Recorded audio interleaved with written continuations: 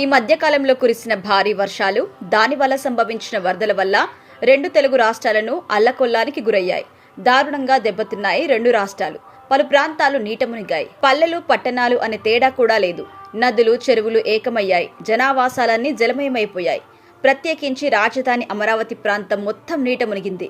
విజయవాడలో ఇదే పరిస్థితి ఏర్పడింది. కృష్ణా, ఎన్టీఆర్, గుంటూరు, బాపట్ల, ప్రకాశం జిల్లాలో వరద ఉధృతి ఏర్పడింది. వేల మందిని ముంపు ప్రాంతాల నుంచి సురక్షిత ప్రాంతాలకు తరలించారు అధికారులు. ఇక అదే తరహా పరిస్థితులు తెలంగాణలోనూ ఏర్పడ్డాయి. ప్రత్యేకించి ఖమ్మం, మహబూబాబాద్, వరంగల్, హన్మకొండ, సూర్యాపేట జిల్లాలు దారుణంగా దెబ్బతిన్నాయి. విజయవాడలో బుడమేరు తరహాలోనే ఖమ్మంలో మున్నేరు వాగు పొంగిపొర్లింది. ఈ నగరాన్ని ముంచెత్తింది. మున్నేరు ఉధృతికి పలు కాలనీలు నీట మునిగాయి. ఈ పరిస్థితులు దృష్టిలో ఉంచుకొని young tiger NTR, mega power star Ram Charan రెండు తెలుగు రాష్ట్రాలకు భారీ విరాళాన్ని కూడా ప్రకటించాయి. ఏపీ, తెలంగాణ ముఖ్యమంత్రి సహాయ నిధికి 50 లక్షల రూపాయల చొప్పున విరాళాన్ని ఇదివరకే ప్రకటించాయి. ఇప్పుడు ఆ మొత్తాన్ని చంద్రబాబు నాయుడుకి అందజేయడానికి నేడు వారిద్దరూ ఏపీకి రాబోతున్నారు. ఉండవల్లి నివాసంలో చంద్రబాబును కలుసుకోబోతున్నారు. 50 లక్షల రూపాయల మొత్తంతో కూడిన చెక్ ని వారిద్దరూ చంద్రబాబుకు అందజేయబోతున్నారు.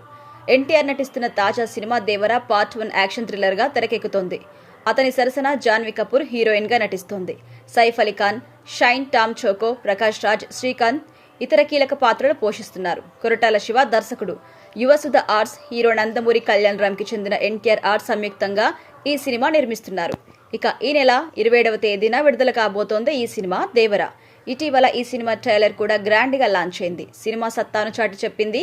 ఆచార్య డిజాస్టర్ తర్వాత కొరటాల శివ నుంచి వస్తుండడం, దాదాపు 300 కోట్ల రూపాయల వ్యయంతో పాన్ ఇండియా లెవెల్లో విడుదల కాబోతుండడం వల్ల హైప్ ఏర్పడింది దేవర సినిమాకి.